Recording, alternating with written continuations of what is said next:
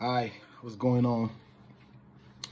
Um, so I saw a video of an interview that Duke Osita did. I don't know when he did it, a few days ago, last week, but it was yesterday that people forwarded the interview to me, and I was like, oh yeah, that you mentioned your name and things like that, and I was like, okay, I gotta watch this. So I watched the entire interview, right? And let me just start by saying that shout out to Duke.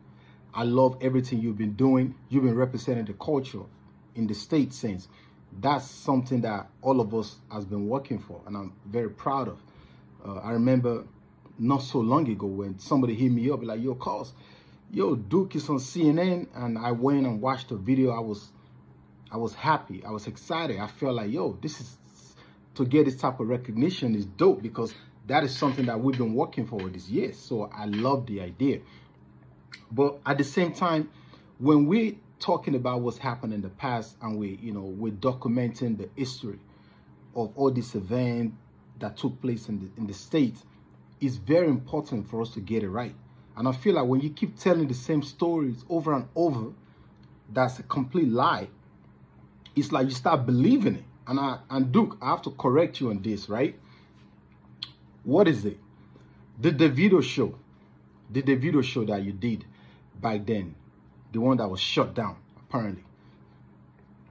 The show was not shut down because of overcapacity, right? It wasn't shut down because of overcapacity. And you've been telling this same story over and over. And I don't think it was your intention to have your show shut down. But anybody, right? Anybody that lived or that lives in New York or in the state, most places, the clubs closes at 4 a.m. 4 a.m., right? That's what time the club closed. The venue that you used is CPAC. That's the venue that you were only able to use simply because myself, On That Rock Entertainment, Big Moose Entertainment, opened the door to be able to use that venue. We opened that venue for African promoters in New York, period, right? Now, on that night itself, go and watch the video from Davido. Don't believe my word. Don't listen to Duke. Go and watch the video from Davido. Davido said with his own mouth after the show, he said, I've been ready from 11 p.m. to go to the venue. The promoter told him they'll pick him up, I think like 1 a.m. or something. Davido said the promoter came to pick him up at 1:30 a.m. in the morning. That's 1:30. Davido was staying in Manhattan. I went to his hotel to say hello to him earlier that same day. Just from his hotel to get to the venue, which is deep inside Brooklyn. It's not even in Bed-Stuy. It's deep inside Brooklyn. Those that know the venue. What happened? By the time he got to the venue, they picked up the video. It's a trip to get to the venue. It's already like after 2 o'clock in the morning, like 2:30 or so in the morning by the time they got there. Another thing with CPAC, that venue is there's no proper backstage or so. So there's a room upstairs, a small room. If you watch the video they put out, you'll see there. It's a very small room that everybody had to stay in. That's where they put the video. And I remember looking at the time. I personally went to Duke, whether you remember or not. I'm like, yo, dude, we got to get this guy on stage, man. He's real late, right? He's getting real late. We got to get him on stage. Maybe it was due to your inexperience at that time or whatever the case is, but Davido was ready to go on that stage much earlier than you put him on stage. Long story short, Davido, being the kind of person he is, he showed love to everybody. He came with some people, and I think that night, I don't know if that's the same night, if Sauce Kid, Senzu was out there, but I know B-Red was there, Special was there. So by the time Special got on stage, the other artists that came with Davido got on stage, it's already like 3 o'clock in the morning, after 3, right? So now, by the time David gets on stage, we're talking like 20 past 3, 3:30 in the morning already. And the capacity, yes, was full to the core, right? It was full to the core. Nobody called the fire service. The police, it's like that's their block. They literally live on that block. So any event that's going on, they are always there. You know, we've done event at that place, Nigeria Independence Day Parade, where it was completely shut down. That the police came, the fire people came. You know, like, yo, what's going on here? We need to move people out. Long story short, when you have an event in New York City, when the venue closed at 4 a.m., the club closed at 4 a.m., from 3 a.m., more than likely, they tell you already you can't sell liquor again. That's the first thing that happened. From 3 o'clock, they will tell you you can't sell liquor again. Why? Because they will lose their license. Their license only allowed them to sell liquor up until 3 o'clock or 3:30. So by 3:30, naturally, when you have that amount of people in the club, they will start facing it out to start leaving. The club was shut down at 3:45 in the morning. So David only had like 10 minutes to perform on that stage or so, not more than that. He didn't really get to perform his hit record or anything like that, the big records, right? So he had nothing to do with Davido. He had nothing to do with the fact that the venue was over capacity. That's CPAC, man. Go and watch videos. You will see the biggest dancehall artists performing in that place, completely shut down. They don't shut the venue down. If you do your show on time, they are not shutting it down. I saw Osita at the Ashake concert in London, right? A couple of months ago. Ashake is performing at the O2. That's his show, right? They cut his mic. 11 p.m., they cut his mic. Yes, they cut his mic. Why did they cut his mic? That was the time they gave him to be on stage and leave the stage. It was time already. In the US, they don't mess about. When they tell you the club closes at 4, by 4:30, most clubs, they on the lights.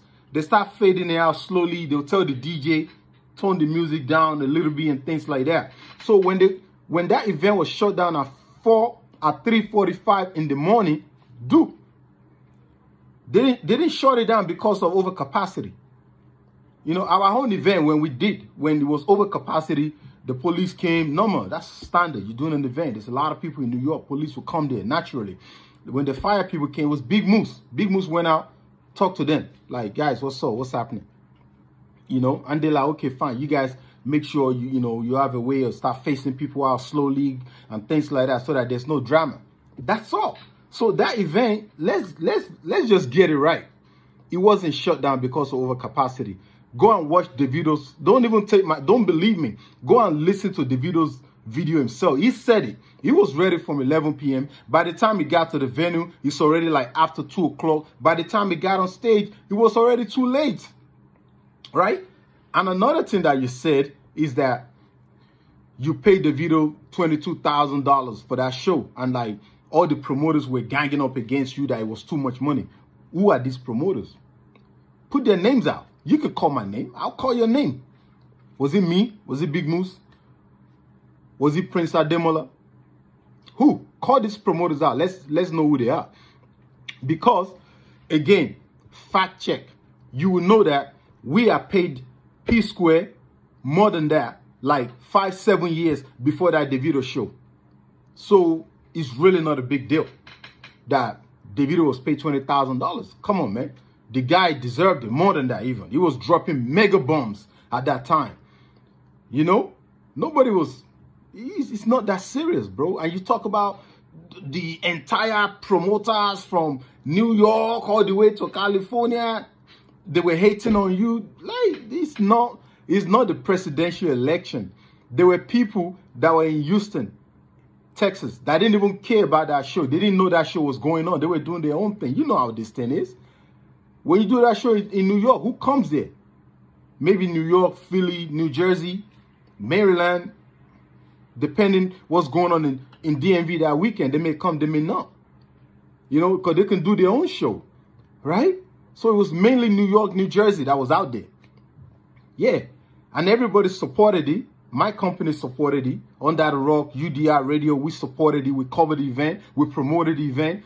Prince Shekwe Ademola promoted the event, supported the event. Big Moose promoted the event, supported the event. We were out there together, all of us.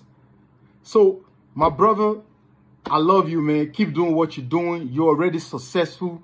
let's cut the lies. You know, every time me and you see, it's all love, man. But let's tell the real story so that the people that are coming after us, they know what's up. All right. This video there's so much more other things I want to talk about, but this is already too long, right? This video is already too long. And I guess there will be a time where the other conversations, we can talk about it. Because one thing you didn't mention is that when you started your promotion, you came to me like, you know, I want to do this, and I gave you blueprint, I gave you advice, as I should, as somebody that has been doing it before you. I know you went to Big Moose also. Like, that's how it's supposed to be. If I want to do anything, I look at people like, yo, when I came to Nigeria, when I wanted to come to Nigeria, I hit up Don Jazzy. I'm like, bro, I'm planning to do this, some advice. I met up with him, he sat me down and he gave me ideas and things like that, because he has more experience in the space than me. The same way I hit up Duke Osita, like, bro, I want to do this, man. What's going on? Like, whatever. They pull me through. It's not a big deal. You should be doing that for other people right now. That's just how it is. You know, it's not that serious, man. Yo, let's hustle. Let's make money. You know, let's do what we got to do, man. Let's have a great time, man. Life is beautiful. All right? Peace.